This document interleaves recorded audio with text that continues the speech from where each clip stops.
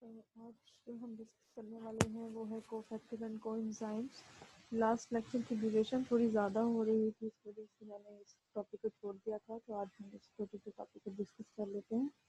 Cofactors actually metal ions होते हैं, जैसे कि calcium, magnesium, manganese, copper, zinc वगैरह। तो बहुत सारे जो एंजाइम्स हैं वो इनको यूज़ करते हैं कि वो अपनी नॉन फंक्शनिंग एक्टिव साइट्स को चेंज करके फंक्शनिंग एक्टिव साइट में चेंज की फॉर्म में ले आए। ठीक है, जब नॉन फंक्शनल हो जाती हैं उनकी एक्टिव साइट, तो they use this metal ions to convert it into the functioning site. ठीक है, in these enzymes the attachment of a cofactor changes the shape of the protein and allows it to combine with its substrate। क्या होता है जी कि attach हो जाते हैं these ये कोफैक्टर जो हैं, और ये शेप चेंज करते हैं प्रोटीन की, ताकि वो एक्टिव साइट, वो जो सबस्ट्रेट के लिए एक्टिव साइट होती है उसकी जगह को शेप को चेंज करके सबस्ट्रेट के अकॉर्डिंग कर सकें। The cofactors of other enzymes participate in the temporary bonds between the enzyme and its substrate when the enzyme substrate complex forms। अच्छा जी, कोफैक्टर्स क्या करते हैं, वो इस चीज़ में पार्टिसिपेट कर रहे होते हैं कि एंजाइम और उसके सबस्ट्रेट के दरमियान में जो एंजाइम सबस्ट्रेट कॉम्प्लेक्स जब बनता है, तो वो जो बॉन्ड बनता है टेम्पररी, वो वीक हो। मतलब कि वो उसकी बॉन्डिंग बनाने में उसकी हेल्प आउट कर रहे होते हैं कि वो बॉन्ड बने बस, और मतलब टाइम गुजर जाए, एंजाइम सबस्ट्रेट कॉम्प्लेक्स जब बना है तो वो सबस्ट्रेट और एंजाइम का जो बॉन्ड बनता है उसमें कोफैक्टर्स हेल्प आउट कर रहे होते हैं। ठीक है, और वो वीक बॉन्ड होता है ताकि वो वहाँ से इजीली प्रोडक्ट को डिस्चार्ज कर सके। कोएंजाइम्स क्या है? These are the non protein organic molecules that participate in enzyme catalysed reactions. अच्छा जी, ये नॉन प्रोटीन पार्ट्स हैं जो कि ऑर्गेनिक मॉलिक्यूल्स हैं और एंजाइम कैटालाइज रिएक्शन में पार्ट ले रहे हैं, ऑफन बाय ट्रांसपोर्टिंग इलेक्ट्रॉन्स। कैसे पार्ट ले रहे हैं? इलेक्ट्रॉन्स को ट्रांसपोर्ट करते हैं in the form of hydrogen atoms की फॉर्म में, from one enzyme to another.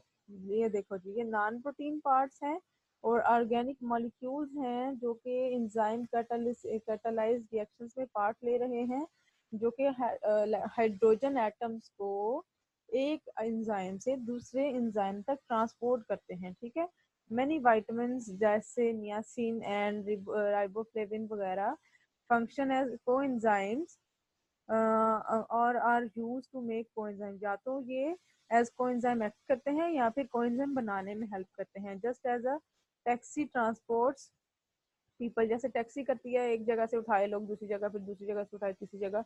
तो coenzymes transport energy in the form of hydrogen atoms from one enzyme to another. तो ये जो कोएंजाइम्स हैं, ये एक जगह से दूसरी जगह एनर्जी ट्रांसपोर्ट कर रहे होते हैं हाइड्रोजन एटम्स की फॉर्म में। ये देखेंगे यहाँ पे आपको ऑक्सीडाइज्ड और रिड्यूस फॉर्म दिखाई गई है कि जब हाइड्रोजन एटम उनके पास है और जब उनके पास नहीं है।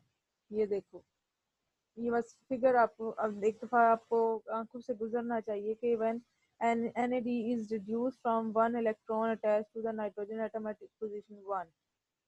नाइट्रोजन एटम यहाँ पे हाइड्रोजन अटैच है, ठीक है, और the second electron attach to a carbon atom at position 4।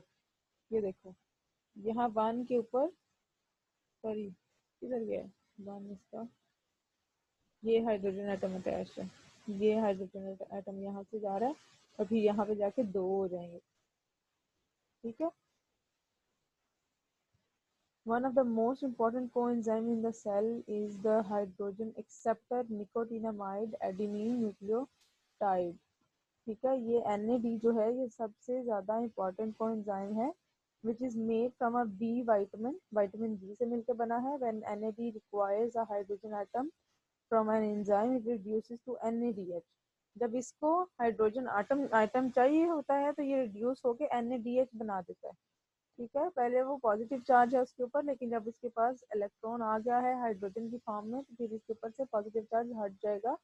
The electron of the hydrogen atom contains energy that the NADH molecule then carries. इस हाइड्रोजन एटम के अंदर जो कि NAD के साथ आके अटैच हुआ है, इसके अंदर एनर्जी होती है। ठीक है, और अब ये NAD जो है, NADH जो है, ये एक एनर्जी कंटेनिंग न्यूक्लियोटाइड बन गया है। ठीक है, for example when various foods are oxidized in the cell, The cell strips electrons from the food molecule and transfer them to NADH, which reduces to NADH. NAD positive और फिर उसके बाद वो NADH में कन्वर्ट हो जाता है। जब इसकी एनर्जी लेवल कम हुई होती है तो इसके पास आके फिर हाइड्रोजन एटम की फॉर्म में इलेक्ट्रॉन ऐड होता है, फिर ये मतलब इसके एनर्जी इसमें ये एनर्जी कंटेनिंग हो जाता है। ठीक है, बस यहाँ पे आपको ये याद रखना है कि कोफैक्टर और कोएंजाइम में डिफरेंस क्या है। जब भी बात होगी इनकी डिफरेंस की बात होगी, ठीक है, तो डिफरेंस के लिए हम दरमियान में लाइन लगा के, हमेशा दरमियान में लाइन लगा के काम करते हैं। और कोफैक्टर्स जो हैं वो मेटल आयंस हैं, और ये जो हैं ये नॉन प्रोटीन ऑर्गेनिक मॉलिक्यूल्स हैं। ठीक है, जो कि एक एंजाइम से दूसरे एंजाइम तक एनर्जी को लेके जाते हैं हाइड्रोजन एटम की फॉर्म में। ठीक है, ये इलेक्ट्रॉन की फॉर्म में। ठीक हो गया। और ये जो है ये क्या करते हैं, ये मेटल आयंस हैं और ये नॉन फंक्शनिंग एक्टिव साइट को फंक्शनिंग एक्टिव साइट में कन्वर्ट करते हैं।